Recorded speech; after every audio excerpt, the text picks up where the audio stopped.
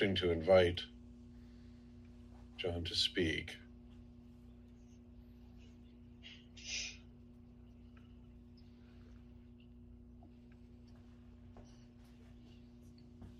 Ah, there he is.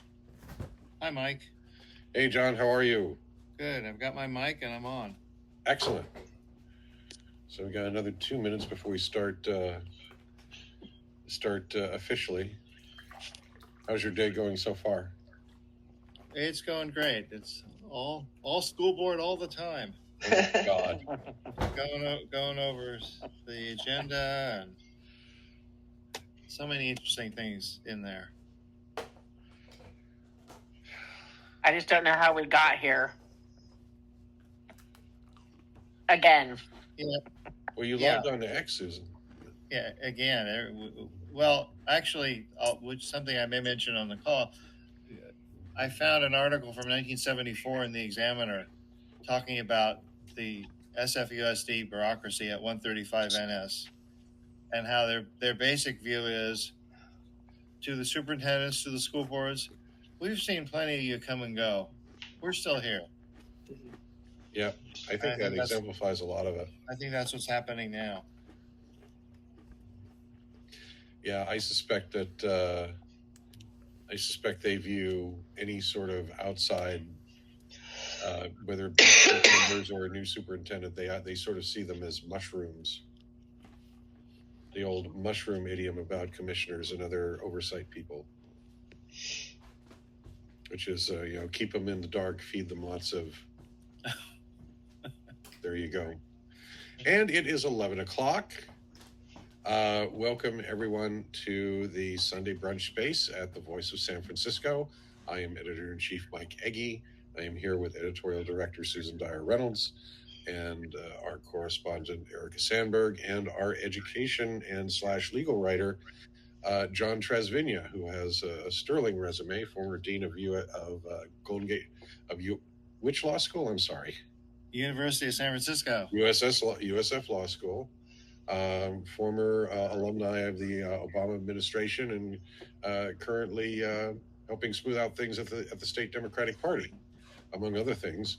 But apart from those, in his spare time from all those things, he is also watchdogging occasionally our courts and more often than not our school board. And we've had some very interesting things happen at the school board lately. Perhaps, John, you could outline some of the things that have happened.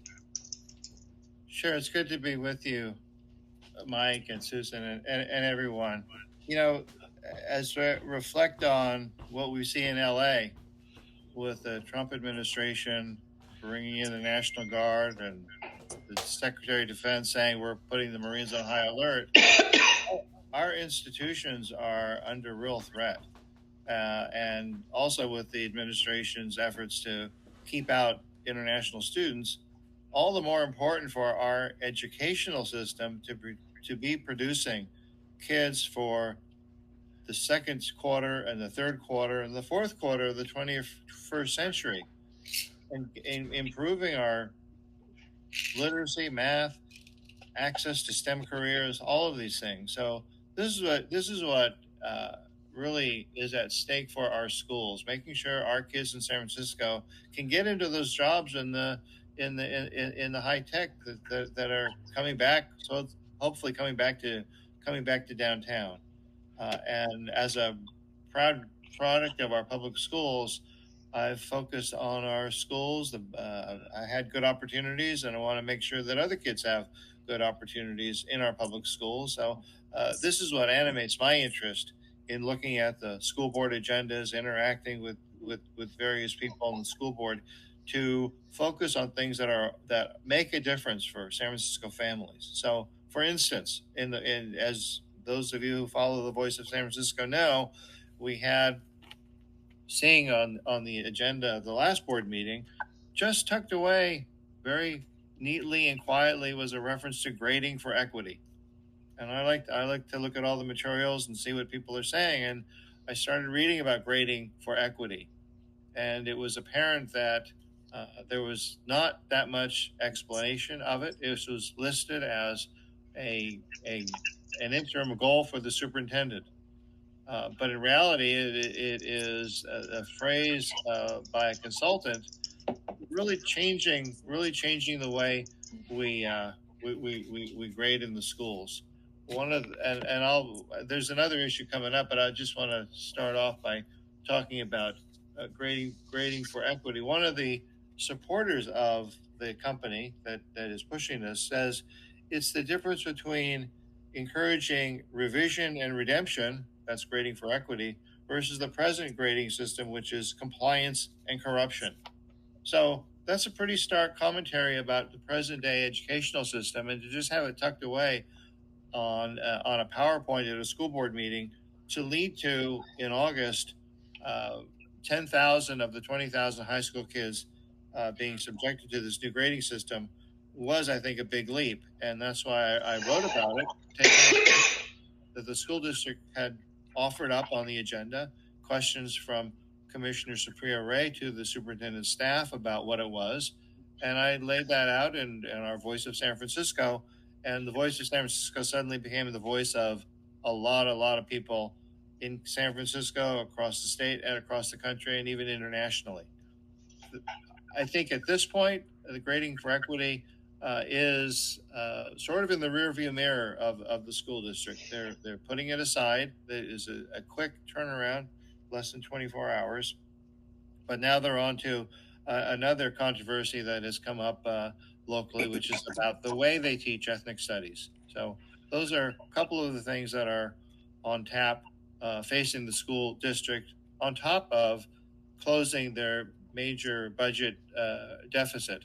And that will also be on the agenda coming up later this month at the school board. Yeah, what I find rather amazing, especially given the situation where schools are facing, a fiscal threat, among other things, and that sort of goes to another issue where some people have talked about consolidating schools and the resistance to that as well, and whether or not that's a good policy to deal with in this time of austerity or not. But they're still coming up with these really bizarre ideological things, and I think the ethnic studies, for better or for worse, ended up getting more attention because apparently the early version of the PowerPoints for the lesson plans included, at least this is according to two news outlets in the city, basically, students would be encouraged to profile one or more groups, and they equated the Red Guards with the civil rights movement. And it's unclear as to whether they meant the real Red Guards in China or the various Asian American groups during the 60s that called themselves the Red Guards. And that was just mystifying, but they've apparently cleaned up that particular slide and replaced it with the Yellow Power movement from the same period. So it's really great that they're able to react so quickly, but why do they come up with these things in the first place? That's what I want to know. Well, that's a key question, and I think the difference between grading for equity and ethnic studies is happening in the classrooms today. Grading for equity is something that they were going to do, but the ethnic studies is already occurring, and it's not so much ethnic studies as a whole. I grew up in San Francisco. Come here. Sorry. I remember SF State, the demonstrations in the 60s. It goes back to the traditions of public education to teach kids about their society and the community. So it's really important for kids in the classrooms to understand the different students and communities that are represented in our schools. The ethnic study is important, but it's the way that is being taught, the individual examples and others that we have seen that is the problem. It goes way beyond. It ought to be, and I think the state recognizes this. It's about California. African Americans, Latinos, Asian Americans, and Native Americans. What's their contributions? What's been the challenges, and how? What's been the history, so that students have a better understanding of the child sitting next to them in the classroom, so that they can go forward into the future. What's being offered up is something that has not been approved by the state, not been approved by the school district. It is sort of like anything goes in the classroom. And that's when you get some of the excesses that you've seen.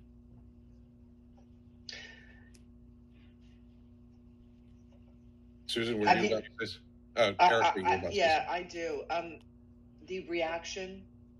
First of all, I mean, I'm so grateful that you did expose a lot of this. Obviously, it created quite a storm. But were you surprised by the reaction that you got? And did you get anybody who said, you know what, this is a good program? You know, the whole grading for equity is great. This is what we want. The same thing with the ethnic studies, which, by the way, I kind of want to dial back a little bit about the whole what ethnic studies as defined by this curriculum is, as opposed to what a lot of people would assume it to be. Very big difference. And did you get anybody who said, hey, listen, I'm a big fan of this. This is what I want? I would have been okay had somebody or groups or parents that said, oh, gee, John, don't you know, we already heard about it from the assistant superintendent or from this one or that one. Instead, I heard from PTA leaders, school site leaders, parents, random parents on Facebook saying, what is this? We don't even know what this is, let alone ever being consulted about it, let alone saying it's a good idea. Yeah, a big part of the context here is that the way people are finding out about these things is they aren't being submitted to the school board or to any other accountable organ for approval. They're just showing up saying, we're going to do this in a bullet point in a PowerPoint presentation. And the superintendent's staff said, because Commissioner Ray asked, well, when do we get to vote on this? And the answer is, you don't get to vote on this. It's going to be done. You can come to the training session, but this is going to be done.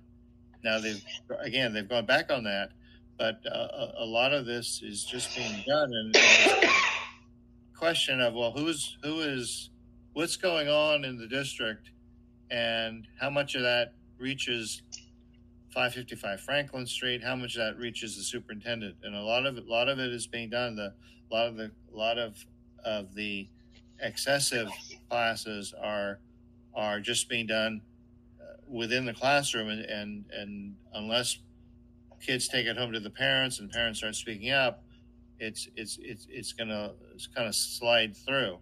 But I was not surprised by the substantive reaction to grading for equity, because as you look at it and you see that it says that up in Placer County, the consultant who they hired, he said, well, it reduces the number of A's for privileged students, or it puts aside classroom work, homework,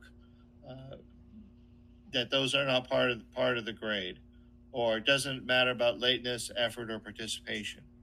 Now, this district is committed to college and career readiness, the whole child. To say we're not going to provide any kind of emphasis on showing up on time, recognizing people's effort, recognizing participation, that does not serve kids getting ready for colleges and career. So I wasn't surprised by the rejection of it. I was surprised, though, that it really took off and spread so quickly. I was heartened by the fact that it was uniting left, center, and right. Ro Khanna very quickly said, this is a bad idea. The fellow who's running against Nancy Pelosi, who used to be Alexandria Ocasio-Cortez's chief of staff, he came out against it quickly. Our mayor, not only did he tell the superintendent, this doesn't reflect well for San Francisco, it doesn't serve our kids, he then went on Twitter to say it as well.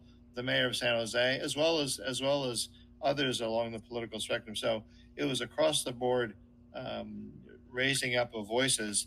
It ended up really going nationally and somewhat internationally. That I didn't expect, but I'm glad to know that the voice of San Francisco is heard everywhere. For sure. Yeah, when I saw all of this reaction put together, I thought of the old logo for Western Exterminator, the guy with the big hammer, go bam. That was pretty amazing. How quickly and how widespread and how broad the reaction was. Is a broad group of people, but a very uniform reaction. Because I think parents and other people who are concerned about education, whether it be for supporting the economy and the labor base, they want, first off, they want to bring people up instead of dragging people down. And they also want to concentrate on the whole child. They want to include in that evaluation, I guess, what back in my day when I was going through school, they called the deportment part of the grade. And yet we keep getting these really flaky ideas saying that we should be doing something else and dumbing everybody down. I just find it absolutely surprising. And the other part of one of the many aspects that was troublesome is when the superintendent's presentation or the staff presentation said 100% of the grade is based on summative assessment. Now there's academic summative assessment means at the end of the year, end of the semester, you get a grade, as opposed to formative assessment where you're getting grades throughout the semester. So that when I was in civil rights advocacy in Washington, D.C., we were always against the high stakes testing. Some people don't test well, and others, you don't want to wait until the end of the semester to find out, gee, I guess I didn't get that material as well as I thought I did. Right. You want to have formative assessment, and it usually needs to mean something. Here they were saying, let's put it all at the end. That's not a way of engaging parents to help the child during the semester to reinforce what's taught in the classroom. But bottom line is, this is something that should have been discussed with the students, more widely with teachers and with parents. Now, whatever outcome there is going to be on it, if it's something that is understood by the school communities and is accepted, then that's what it should be. In fact, the school district's materials that they presented to the school board, they said vigilant communication is important because parents are not going to understand this. And they recognized the need for parent engagement, but they didn't do anything to do that. Yeah, exactly. I just personally find it absolutely astounding. And I think we've got another issue that may be coming up soon with a group of parents that want to do a Mandarin immersion school, want to do a charter school. And simply because of the format of the school, there's going to be huge opposition to it from the teachers union and from other establishment figures of the school district. And again, this is something that you've got to wonder about. I don't get it. I mean, when I was growing up, obviously public schools were much better, and there's still great public schools in other Bay Area cities. But I don't understand what these, UCF, still on my med, sorry, what the school district doesn't understand about the bad job they're doing and why parents want to leave. I just don't understand it. I mean, the reading level is so poor. And math is just forget it. I mean,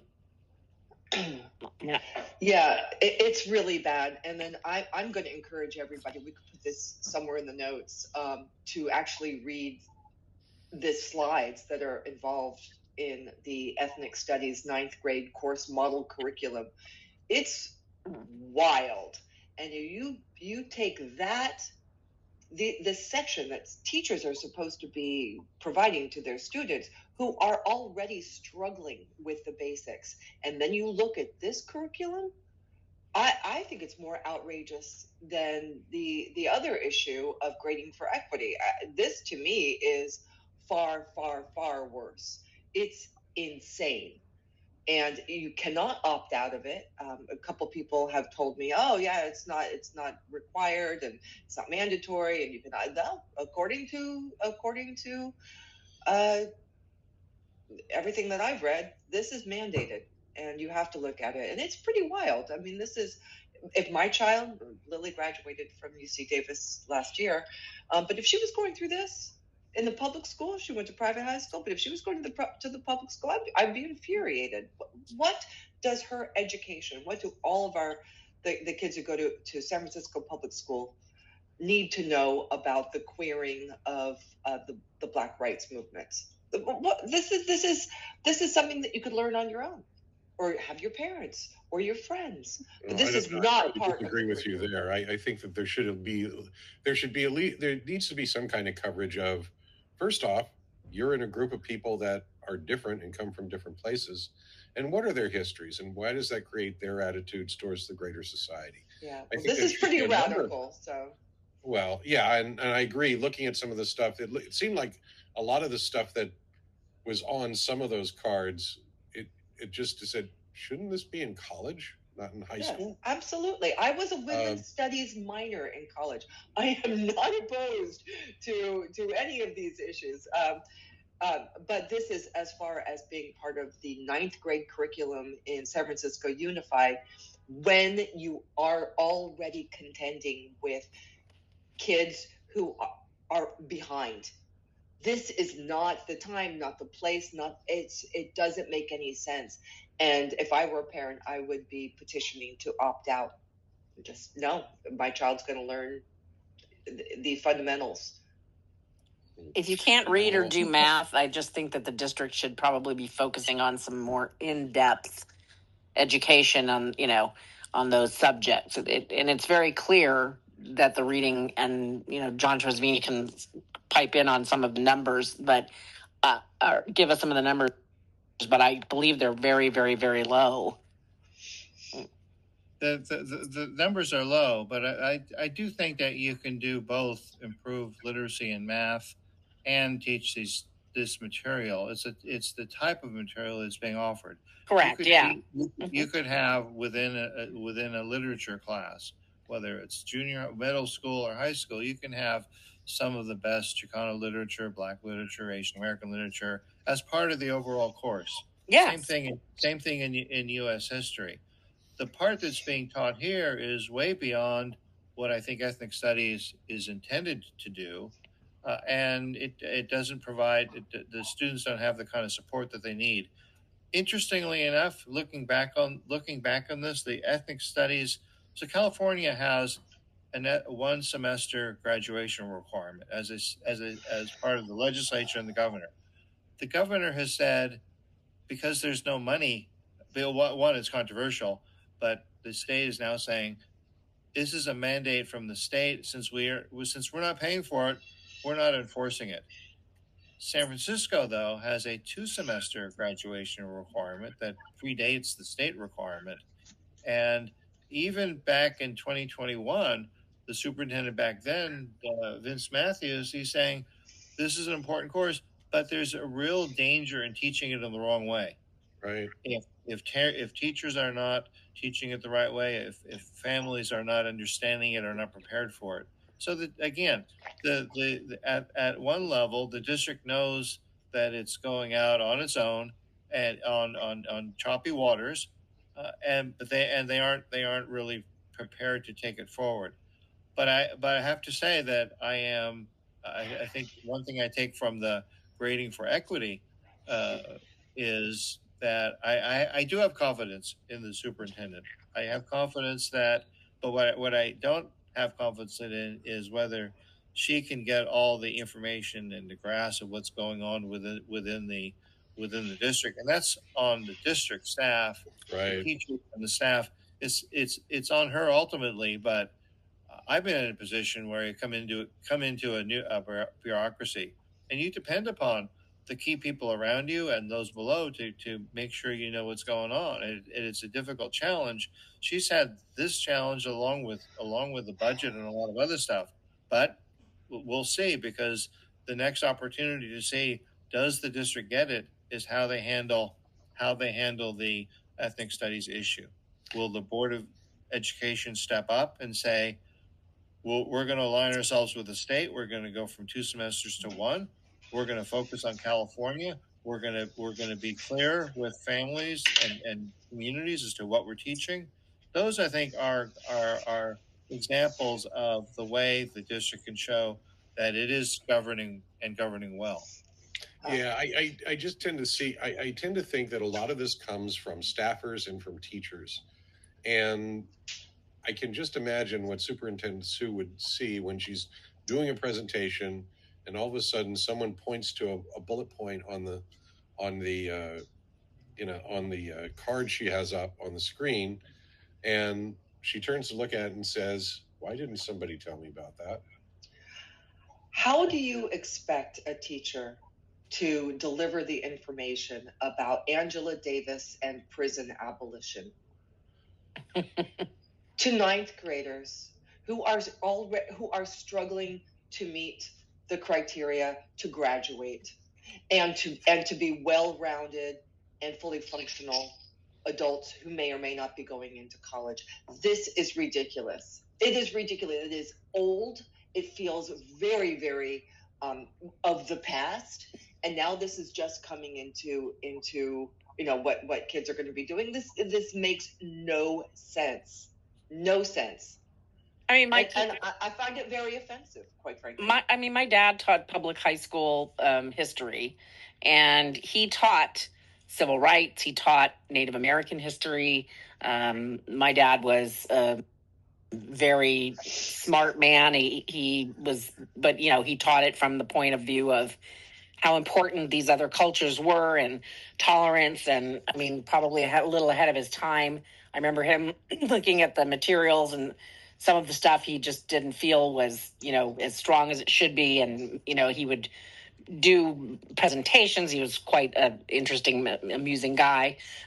But he taught classes in a way that people did get ethnic studies, and they did learn about the civil rights movement. And they did learn about Native Americans having their land stolen and all of that. But I think, there's that's the kind of ethnic studies I think everyone needs. I had ethnic studies. I think everybody needs that kind of ethnic studies. But the stuff that they're talking about, at least to me, is just very foreign to what I ever would have thought was ethnic studies. I mean, the Red Guard. Yeah, it's extremely biased. It is extremely progressive. However you want to define it, it is not middle of the road. It is not all sides. It is not explore. It's definitely not, hey, maybe somebody else has a different perspective and it's just as valid.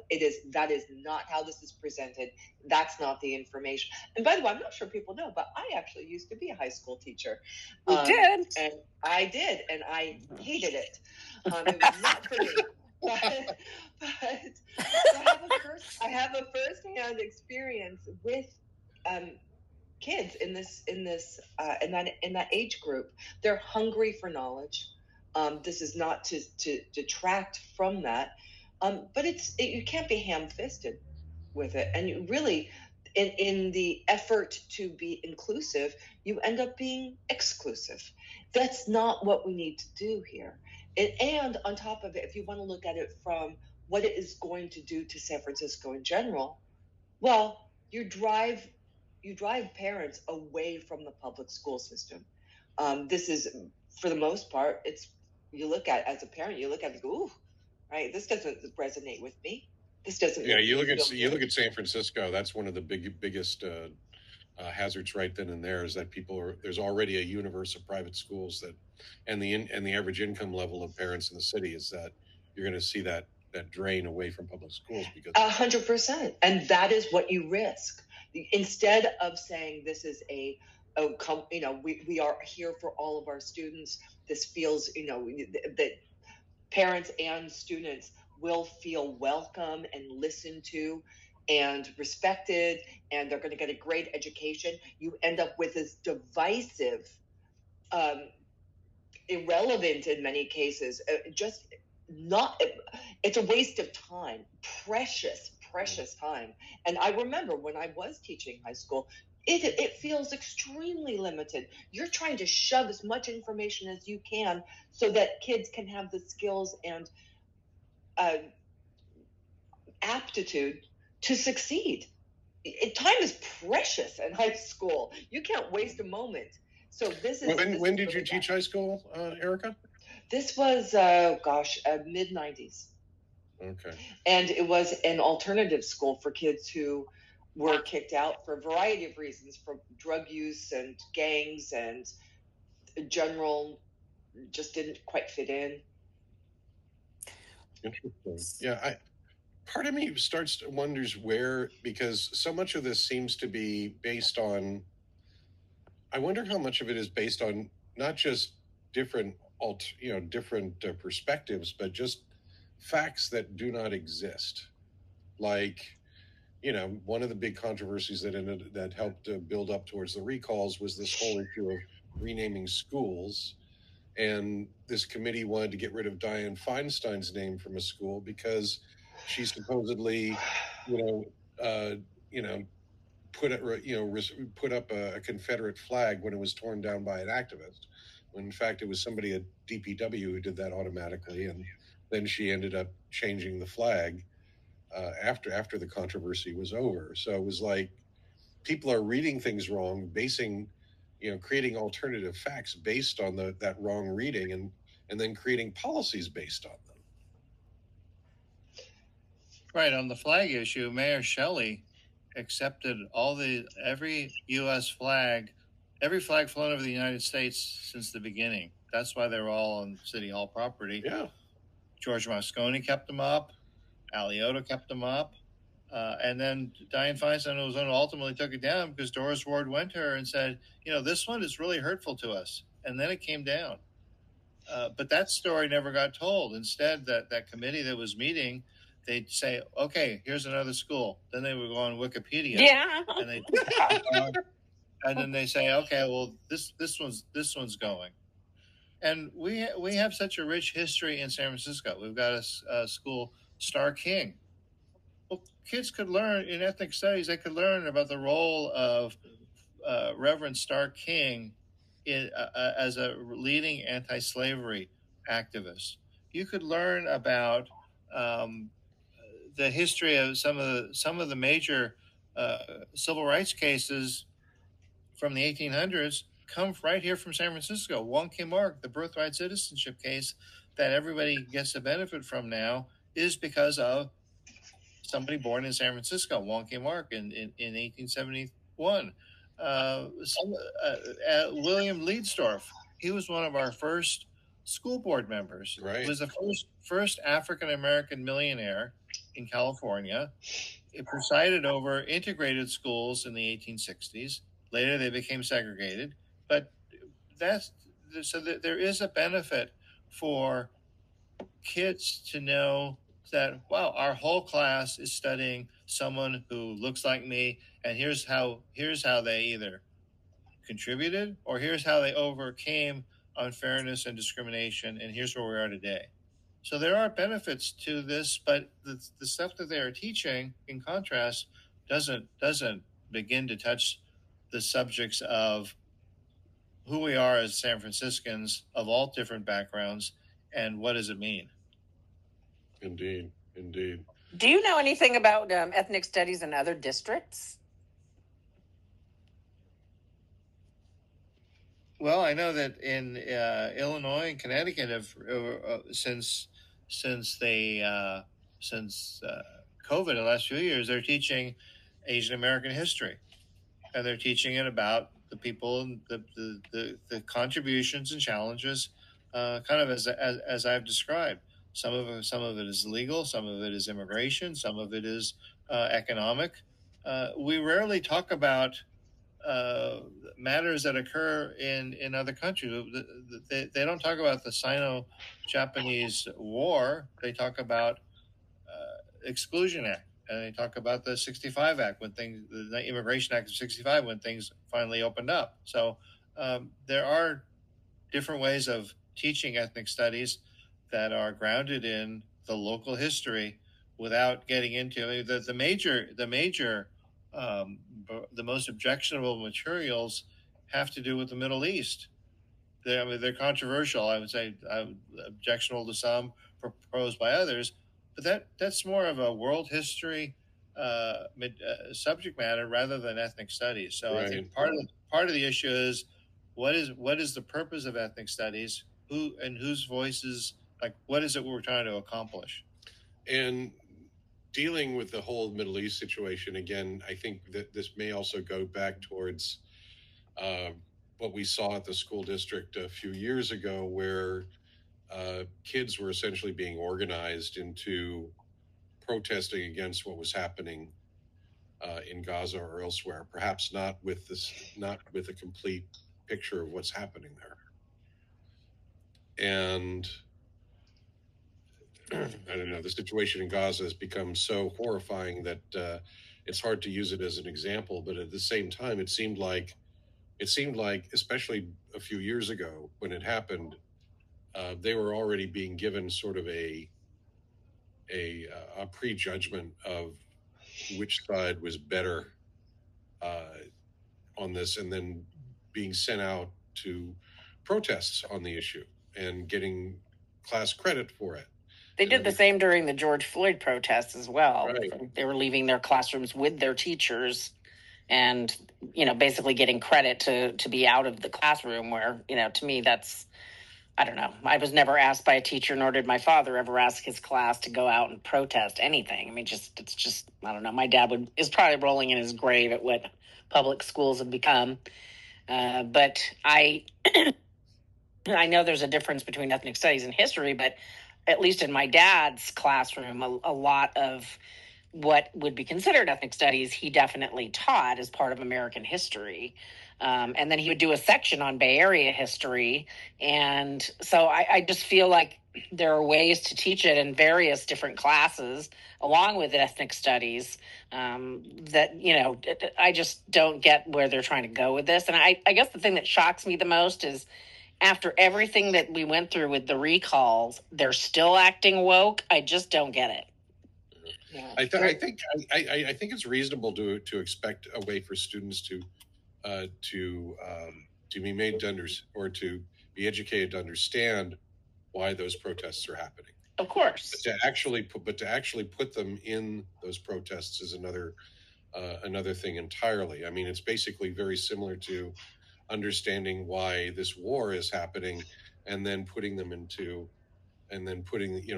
automatically enlisting them into the military force on one side or the other. Yeah. There is a role for activism for students. The state has what's called the state seal of civic engagement, where you have academic training in civics and local and state, and then also students work on a project. I just saw the final work of students at Lincoln High for a group called Generation Citizen, which I'm also involved with, and they were talking about muni railway cuts, and they were talking about the impact of the bus lines and the frequency, and they were coming up with the questions that they would ask the PUC, questions they would ask the MTA, questions they would ask the Board of Supervisors, and this is civic engagement at work. Yeah, so there is a role for students to be familiarized with what's going on at City Hall and affecting them. Again, when teachers send their kids out to protest, that's not the student voice. That's just an extension of the teacher's political voice. Yeah, exactly. And that's not what students should be used for. I could not agree more. And as I'm sitting here thinking about this, I think one of the problems is that this ethnic studies model curriculum that we have is misnamed. It's not ethnic. Nothing about this is ethnic studies. This is political. This is indoctrination versus education. This isn't, ethnic studies. Let's learn about the Asian American community in San Francisco, the Black community in San Francisco. This is completely different. It's a real misnomer, and I think that is a big problem when it comes to you need people to understand what they're getting into. Nobody would be against ethnic studies. Sure, of course, you want to learn about the Norwegians and the Italians and the the wide array of Asians in San Francisco. This is political.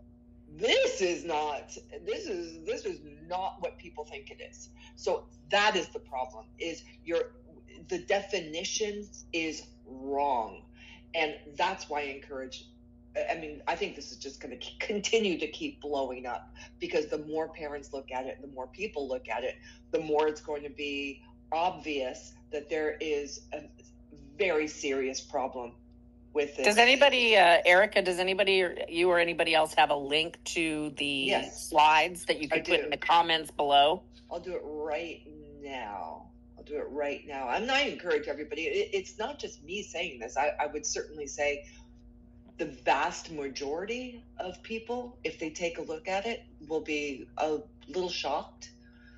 And I will do this right now.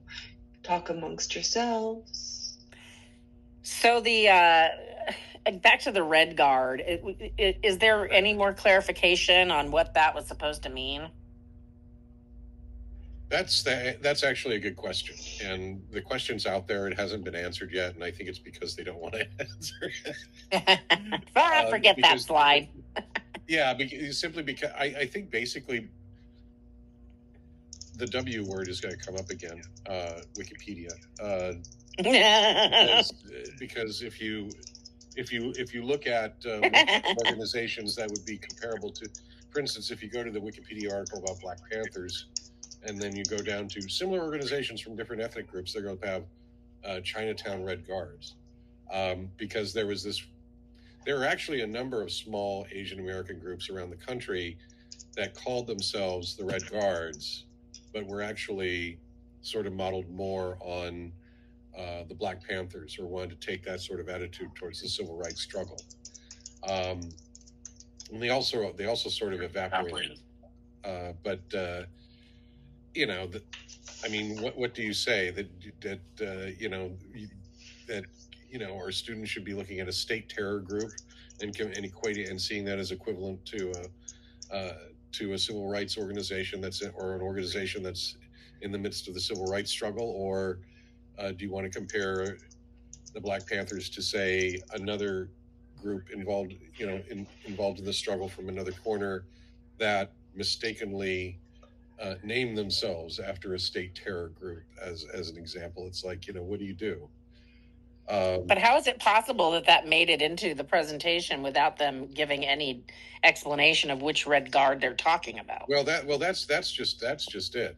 That's the that I think that's the issue. That's one of the reasons I brought up the whole thing with the school names and the fake history or assumed history behind Dianne Feinstein and the flags, because people have fake facts or alternative facts, whether it's either disinformation or misinformation, and they end up making policy based on either disinformation or misinformation. Like believing Alamo is named after the Alamo and not the, Right.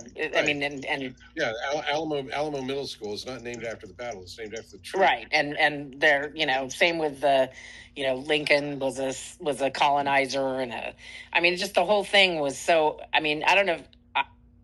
I'm sure all of you did, but did anybody see the video of them going through the Wikipedia and discussing? They were so clueless. And it just made San Francisco look so goofy. And, next thing you know, Bill Maher's talking about it. And so I really, perhaps it was asking and hoping too much as someone who's broken corruption stories and continues to watch corruption go. But I guess I just thought maybe they learned their lesson a little bit and wanted to tone it down and not be the laughingstock of America. But I guess expecting too much. Check facts. You would think that, yes. If you've made mistakes in policy based on misinformation or disinformation that somebody, unless you're a bad faith actor, in which case you're willingly using disinformation. But I have to assume, that most of these people came in trying to do something positive and were misinformed. And when they learned they were misinformed, they should check their facts. Is it also too much of a stretch to say that they, that they weren't the brightest bulbs in the box and probably not the greatest representation of San Francisco? Well, I mean, that's possibility, but I think what's also possible, I mean, I unfortunately have a tendency to go back towards bad faith whenever I look at the issues like this. Oh, more cynical than me. I love it. John, what do you think? I think the people proposing this believe in it and want to do it. And the matter is who's going to have the final say. Is it the superintendent at the top of the district? That's what happened for Grading for Equity. She pulled the plug on it the following day after the article. It wasn't because of the board meeting, it was because of the article and the aftermath. Now the next question is on ethnic studies. Now is the school board going to recognize that their predecessors adopted something a number of years ago that isn't working? And it's really upon the voters to say, we need to change this. Amazing. Yeah, I think it's embarrassingly bad. So when it comes to light, I certainly hope that more people will be just as shocked and horrified as they were the article that you wrote about Grading for Equity, because it's just as bad, if not worse. Because it doesn't advance the important principles of ethnic studies in the first place. It's called that, right? But it doesn't help it. In fact, it hurts it. 100%. So that's where people can step up from across the political spectrum and say, what's being offered today is not what should be offered. And it's laughable because it is very much of a backwards thing. It feels very old and dusty at this stage. Now the whole there's a big section on oppression. It doesn't feel 2025. It doesn't feel current. It's not current. I think we've learned a lot from these very heavy-handed, big sweeping concepts where we're more nuanced now, as we should be. So this is the time to break away from that past. Well, I would say, looking at the past week or so of news coming out of Washington, D.C., and how the administration is affecting various communities, whether it is abruptly taking money away from Harvard, not following the process to reduce federal funds. When I was Assistant Secretary for Fair Housing, I started the process to take money away from counties. There's a process. The president's not following that process. Same thing, the war on international students, what's been going on the past few days. We do have high stakes battles. Some, I think a lot of people would call it oppression of certain types. And those are the things that kids need to know about, be comforted by in terms of what's the overall legal landscape, constitutional landscape, but be aware of. By contrast, what's being offered is lots of theories and concepts that don't necessarily square with reality. Correct. Right. And nor does it square with the I think what most people want. And I'm looking at this one slide right now, and for people, it's Unit 2, Systems and Power. There's a section here called "I don't hate cops. I hate the pattern of police brutality that systematically harasses and kills Black people and other people of color with impunity." What? Yes. This is what they're teaching ninth graders. We have one of the best police forces in the country. We are desperate for great cops to come in. This is an antithesis to what people believe, what people want. This is bizarre. And this is what is being taught. If you have a problem with this, you're not alone. You're in the vast majority. This is a problem. Well, I think that this part of the issue here comes down to what the people doing it may not see this as being bad faith, but it ultimately comes down to being a bad faith action, where they are promulgating policy that satisfies their own, whether it essentially gives themselves good strokes, whether it's they're satisfying their own ideological view or whether they think it improves their career, and that's the only reason that they're doing it. Like, John had just mentioned, the president's current war on higher education, and especially on the establishment. Oh, 100%. And I wonder how much of that. Right, it fuels a more extreme version of something that you don't want, which is right. So it's just bad all around. It's garbage. Yeah, but the other issue there, especially when we're talking about this current president, is that a lot of that seems to be just. I mean, yeah, it's real. It is damaging, but it's also, I think, in general, theater that is being used to impress and make their base constituency happy, and also to electrify the media and distract them from lots of other really bad things that are going on, like destroying the world economy and buying a favor, allowing people to buy favors with Bitcoin, and oh God,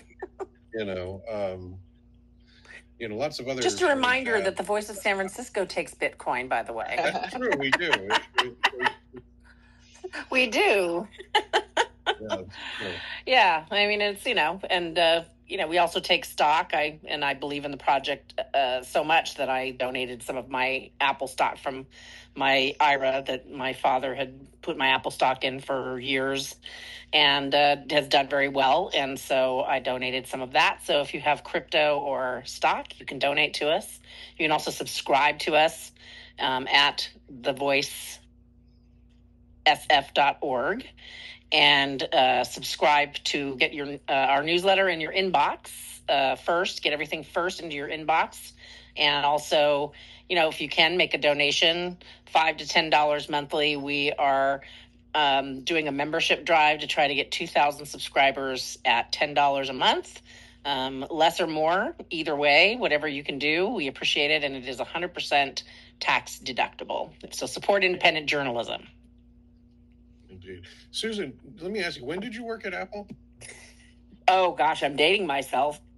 But when I first started at Apple was because my friend, whose father worked for 3M and was one of the inventors of the Post-it notes, told her that she didn't have to work in the summer. And her mother had started with this. I was in high school. My father said, I trudged to school in the snow, and I went through the Navy to get my education. So, if you want to go to college, you're going to have to do it on your own. So I, was telling her, and then she said, well, Jenny, I offered her to come in and take a job with me, and my boss needs, he has several assistants, but we need an assistant. And I said, oh, I need a job. And so I signed up through a temp agency at first, and she made me her assistant, and her boss was a man named Steve Jobs. Oh, wow. So that's how I originally started, was in the summers in high school trying to save for college. And then I continued through the summers and then worked there all the way until I moved to the city after college, because I went to journalism school at San Jose State, paid my way, worked at Apple in the summers, and then ended up working there full time. And then I was still commuting to Apple, actually, when I very first moved back to the city. And that was a nightmare. So eventually I had to give that up. But I worked full time as assistant to the creative director in creative services. Clement Mock was there, Tom Marciano, all the guys that would become legends. And they used to pace back and forth in their glass offices, and they reminded me of those dioramas at the Museum of Natural History. Oh, and it was such a great portrait in time, because I was this kid, and I just remember watching, like, Tom Marciano, for example, would do meetings on his phone, and he had one of those cords so that they couldn't get twisted, remember those? And he'd have the little wedge that went between his shoulder and his ear, and he would be air guitaring on his guitar, and he had all these guitars on his wall that had been given to him by all the famous musicians that came through the music studio there that no one ever knew. I once had to give directions to Peter Gabriel, who got stuck over in the Target parking lot. So, God. Yeah, it was great times. My boyfriend, then my late fiance, I got him a job in the music studio, and he helped work on MIDI for the Mac. Just amazing people that worked at Apple. And so, yeah, it's been and by the way, my favorite person at Apple was actually Wozniak. He was absolutely the nicest guy, so down to earth, big animal lover like me. Just the chillest guy, and took the least credit. And as soon as he had a chance to sort of go and enjoy his family, and he did. And I always respected him for that. That's amazing. Yeah, it's a great story. Oh yeah, I had a great time at Apple. That's when my dad started investing, by the way, because I was a high school kid working at a company called Apple Computer Inc. And when I came home and started telling him how amazing it was, he said, well, if, a high school kid thinks it's amazing, then this has got to be a great company. That's perfect. Yeah. Learned more there than I did in math class. I'm not going to lie. There's a reason for the writer job. Math is not my thing. I really appreciate that other people want to learn math and are good at math, but it's not my thing. So I get its importance, but it didn't turn out to be my thing. So indeed. Perfect. So let's see. It's getting close to noon now. So I wanted to see if, first off, some program advisories. We've got an interesting speaker coming up next week, don't we? We have Marie Harabio from Connected SF talking about the budget, and that is one of the things that's happening in City Hall this coming week, is that the budget hearings are starting, including some of the initial presentations from city departments are going to be happening during the committee hearings Wednesday and Thursday, I believe. Some other interesting things that are happening next week. I know, Susan, you had some things to say about the planned redo of Fisherman's Wharf, that the Port Commission is going to be looking at a informational presentation on tomorrow. Yes. You didn't seem to be particularly happy with that. No, because I basically grew up, around Fisherman's Wharf, because my grandfather was a Sicilian fisherman, and my family was friends with the Giraldi family that started Fisherman's Grotto Number 9, which was the first sit-down restaurant on the wharf. I feel that the port, and I will post a link to a big expose that I did about all the problems at the port, which are numerous, but also, the grift and corruption that has gone on in that department is beyond. It's one of the most, in my opinion, one of the most corrupt, places that you can go in the city. But I also did a story, which I have reposted and will repost again, about the lovely ladies of Lazio Aliato Fish Company, which is family run for nearly 100 years. It's women run, family owned, and how hard the port has worked to push them to push them out. They really want them out so that they can, I think, the port wants to turn Fisherman's Wharf into the Santa Monica Pier or some version of the Santa Cruz Boardwalk. They want some kind of a Disneyland-esque effect. As a kid, don't get me wrong, I loved the Santa Cruz Boardwalk. I loved that, monster that used to come up every few minutes and breathe fire or whatever he did. But that's not what I picture when I picture the wharf. And again, I pick, as someone of Sicilian American heritage, I have written many times about the importance of Fisherman's Wharf to the history of Sicilian Americans, and how it was really how they were able to come and build lives to themselves. And I really feel the port is just discounting that entire part of its history, basically like tearing down Alioto's. It's just, the whole thing is very sad to me. I suspect that we could probably get a hold of at least one Alioto to talk about it in a future episode. Let's see. Meanwhile, go get your crabs there, because they are the best. They have them. Exactly. Let's see.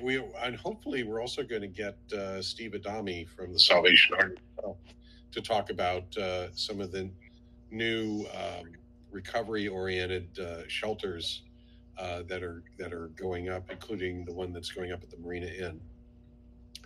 And actually, the Land Use Committee on Tuesday is going to be looking at a new ordinance that's going to allow hotel owners to allow their properties to be used as shelters without having to change their their zoning use. So that's going to be interesting. And so far, what I'm hearing is that's only going to be used for those rehab, those either recovery or rehab oriented sites. A couple of them are run by Salvation Army. Some others are run by Westside Community Services. May have a slightly different therapeutic direction.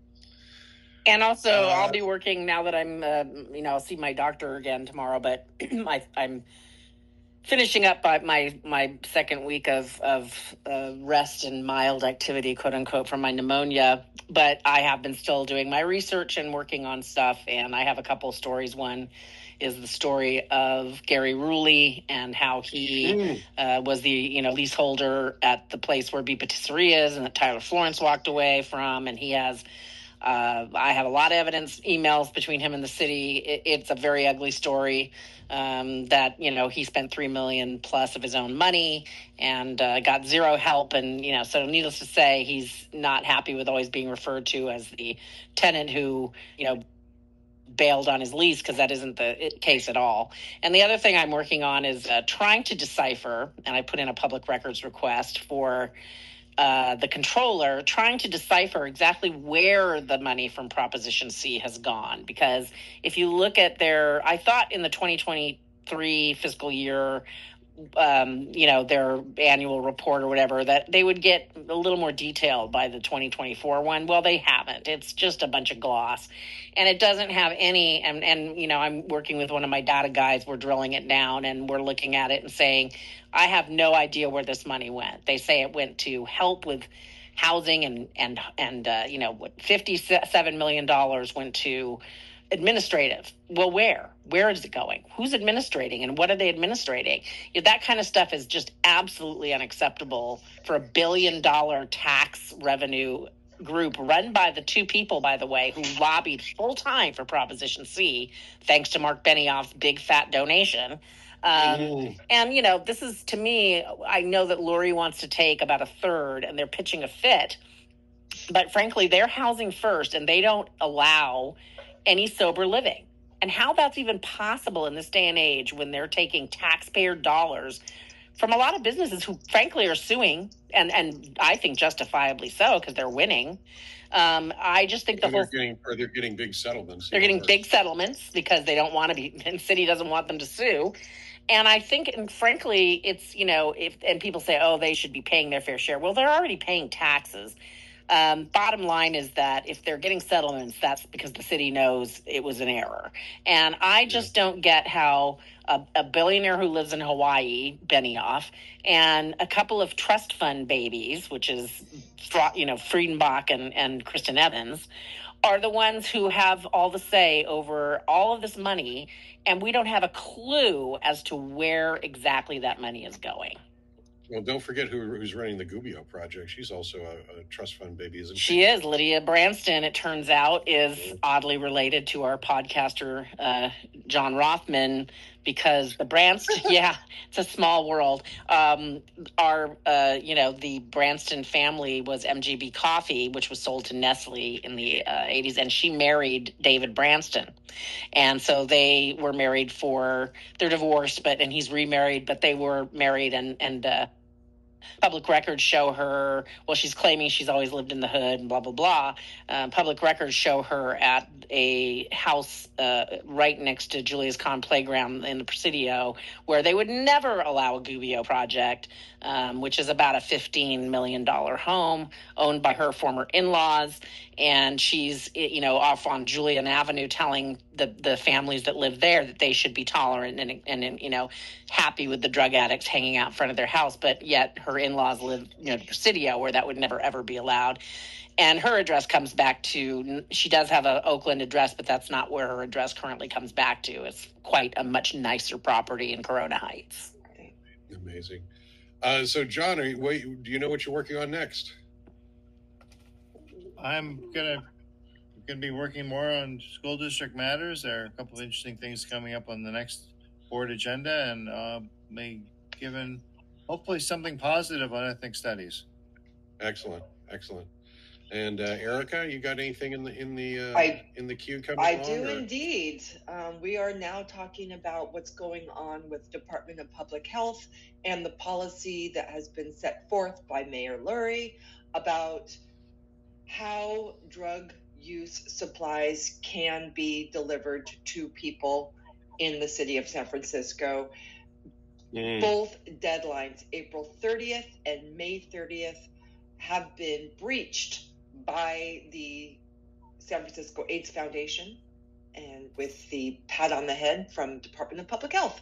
We have a very serious problem here. By April 30th, individuals were supposed to engage with counseling that encourages and connects them to treatment options in order to receive any, A-N-Y, any safer use supplies from city staff and DPH funded contractors or subcontractors. Well, guess what? They're not offering and connecting them to treatment options. They're simply handing them the bag full of supplies. Still, April 30th, that completely is gone. That's long gone. By May 30th, DPH is supposed to be working with those same partners to transition the majority of distribution programs, those mobile vans, indoors and away from public spaces. That has not stopped. That has continued. So we're looking at DPH funded contractors and subcontractors ignoring the mayor's mandate. This is a major problem. That's the story. That is a major problem. That is a major story too. And Mike, what are you working on? Well, I've got part 2 of my interview with Elizabeth Funk from Dignity Moves coming up Monday.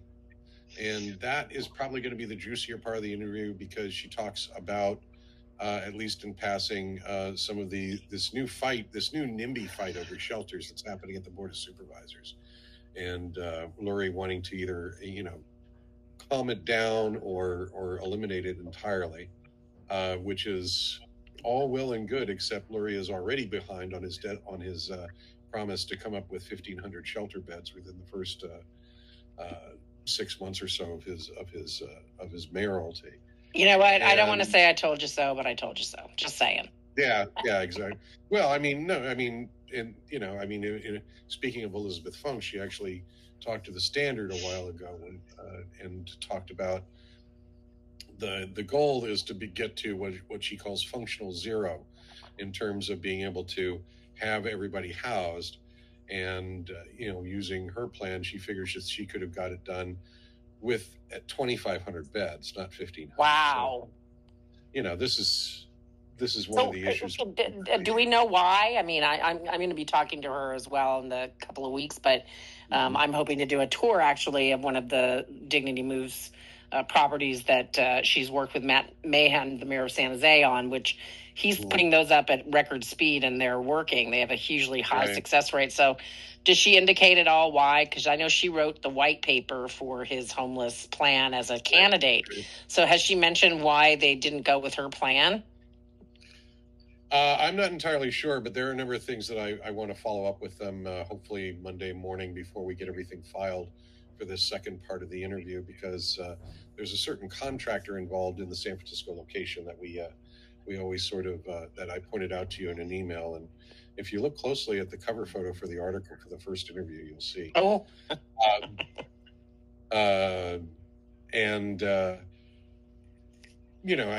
Again, this is what seems to be a very good flexible model, which is what you need, flexible, and especially in a city like San Francisco, where land costs are so high, and you really have to be flexible with the land. And other people are joining on to it. The Bay Area Council has hopped onto this model. And if you go down to 33 Gough Street, you hardly know it's there, and yet it's housing 70 people. Because the way they have the fences set up, if you pass by the fences, you'll know it's there. They've got signs on the front, basically, urging people to be good citizens, to be quiet, also to solicit for donations for the people inside, etc. But very interesting that it's not happening. But again, we're gonna have some juicier quotes from Ms. Funk in the second part of the interview.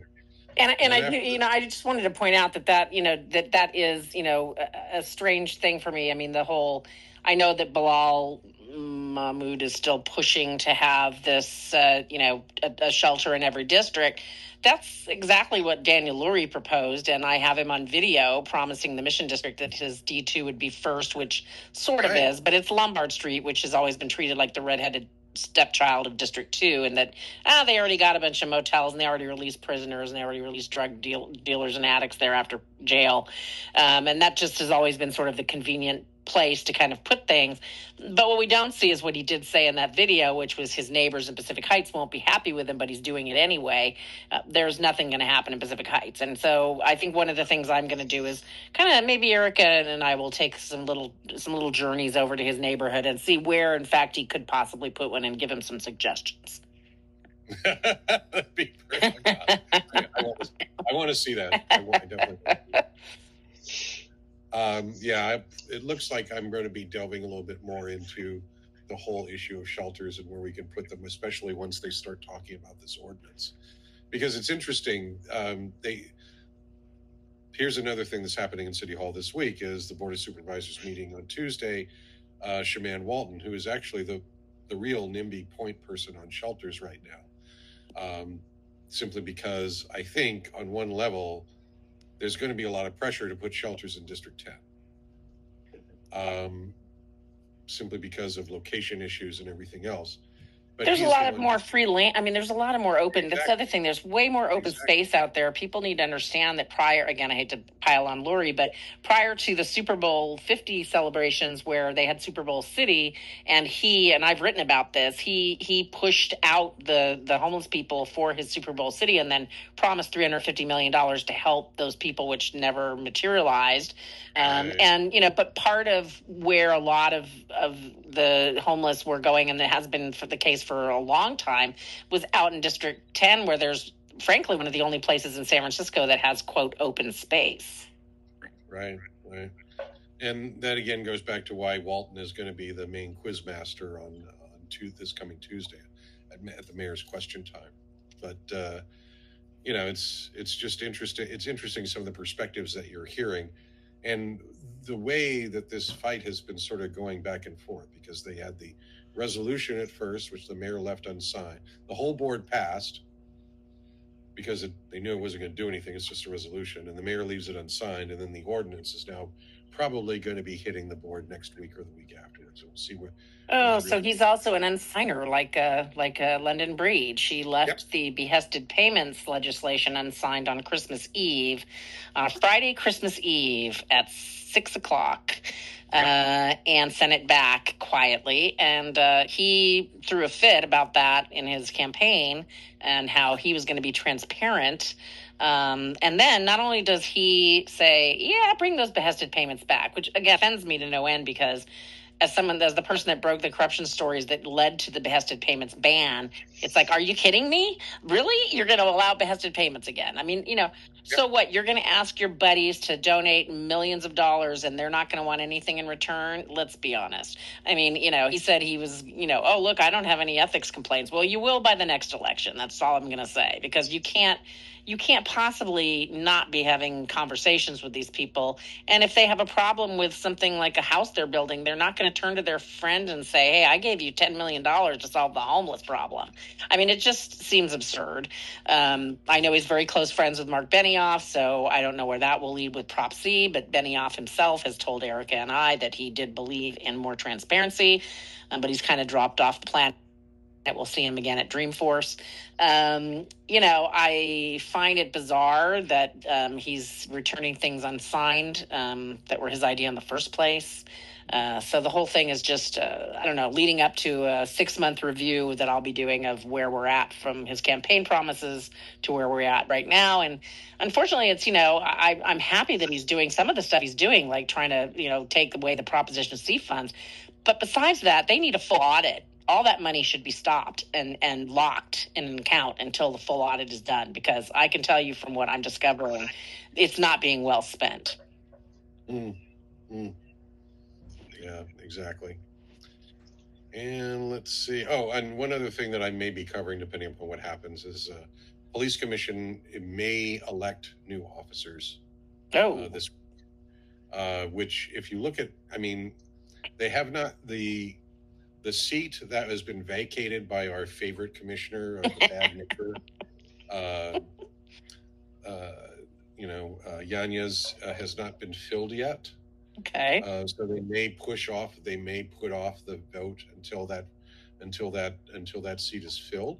Interesting. But if the vote were to take place this week, I think you're probably going to see some very different leadership at the police commission. Where does Marjan Philhauer fit into that?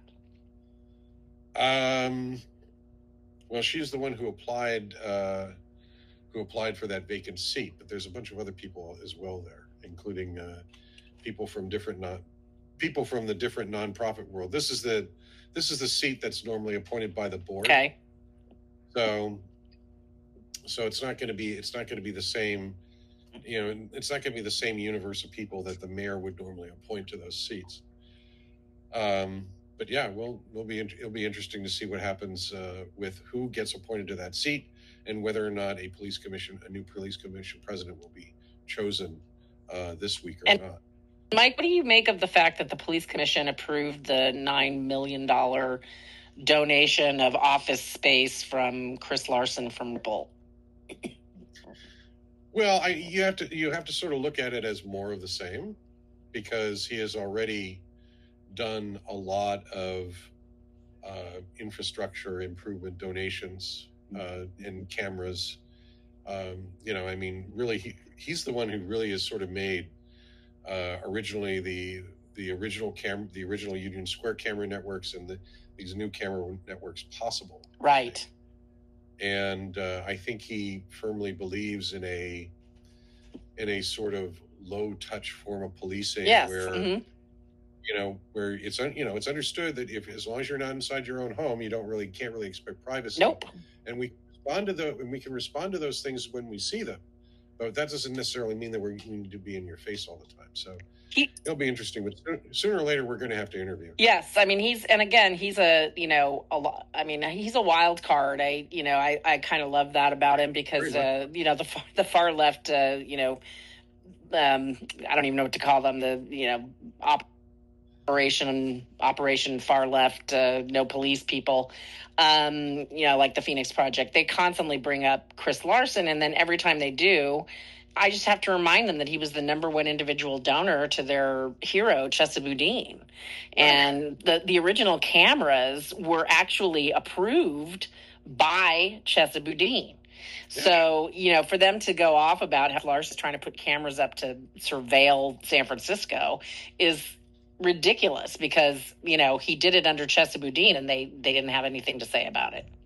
And you'll note that a lot of the transportation oriented nonprofits like the Bicycle Coalition and Walk SF have also supported the traffic cameras on similar grounds, that the cops don't need to pull you over. They can read your license plate if you break the law, and they'll send you a ticket. Except, of course, they don't want to send them tickets either. Yeah. But I'm sorry. Nobody should be driving more than 20 miles an hour in the city unless they're driving up and down Park Pursuit. No, I agree. And someone who drives in the city and has for a very long time, I can tell you that it is a frustrating experience. But It's just, sometimes you just, like when I was taking my dad to the VA hospital, a bus and a bike wasn't an option. Yeah, so exactly. Don't demonize my car. It's an electric vehicle. Exactly.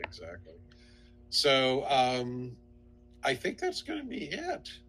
Unless anybody else here has anything to add in terms of go to our website at the voicesf.org and subscribe to our newsletter, and donate if you can. If you can't, read and promulgate our material. Tell your friends how cool we are. And, at the Voice SF on X, follow us. And also, if you subscribe to the newsletter, we also will tell you what the next topics are going to be about on the spaces. And remember how you tell your friends about the spaces. I know people still write me and say, I was trying to log on, I couldn't figure it out. But if you just at around 11 go to at the Voice SF, you will see the orange logo, the V circling. And if you click on that, you'll be on Spaces. Exactly. And I think some people have had some questions about whether or not we let people speak or not. And here is the guideline that I would like to use with letting people speak, letting listeners speak, is that use your real name and be local. Yeah. That would be my and stay on the topic that we're on for that particular. Exactly. And but yeah, I mean, this is one of the things that we eventually want to do is have more listeners come in and chime in on the things we're talking about. So. Yes, for sure. Yeah. Okay. And anything else? Did I hear Erica wanting to say something? And again, thanks very much to John Trasviña for bringing in his taking the time away from his Sunday to tell us on everything that's been happening at the school district. Yes. I can't think of a better way of spending Sunday noon. Aw, thank you, John. We love having you we love having you as part of the Voice team. Thank you. Absolutely. And I would like to extend an invitation to everybody who's out there to, if you have comments about the stories that we cover and what we also cover here on Spaces. My DMs are always open. I think yours are too. Yeah, mine are. Right? Yep. DMs, what are those? Direct message on X. We have ours open for tips and. Right. I love feedback. I really do. And so if you disagree, great. Let me know. If you want something covered that's not being covered, let me know. If you have a hot tip, let me know. And this is a group effort here to get the information out, and it always has to be accurate information. So I'm always excited to listen and then investigate. And speaking of accurate information, I just wanted to mention one other thing. I just submitted a public records request for is the data for the Great Highway that Heather Knight in the New York Times, just as she is wont to do, even at the Chronicle, just threw out as though they were fact, and I'm pretty sure it was just handed to her by my buddy Phil Ginsburg. So absolutely think it's hysterical that the New York Times just allows. I mean, I don't care if it's opinion or not. As an opinion writer myself, who we just won some awards for such writing. I think it has to be based in fact, and it has to be truthful. I mean, you can have an opinion, but you better be able to back it up with some facts. And if it's a data-based thing, you got to have the data. And I just found it absurd that the New York Times San Francisco bureau, which I asked someone the other day, they said, where did Heather Knight go? I said, the New York Times. They said, oh, really? And I said, well, do you know who the guy was before? They're like, no, I didn't know there was a person. So I think, she's definitely lost a little of her cachet. She should, in my opinion, stay at the Chronicle, but that's neither here nor there. I think the issue I have is that the New York Times is throwing out these numbers, but then people like Yelp founder Jeremy Stoppelman, who's thrown hundreds of thousands of dollars into this, are quoting like fact. I want to know where those numbers came from, and I want to see the data. Oh, that reminds me, I've got to send you a screenshot of a certain LinkedIn message I just got this morning. Oh, excellent. I think it's horrible. Yay. But anyway, everyone have a great Sunday. Yes. Enjoy. Bye-bye. Bye.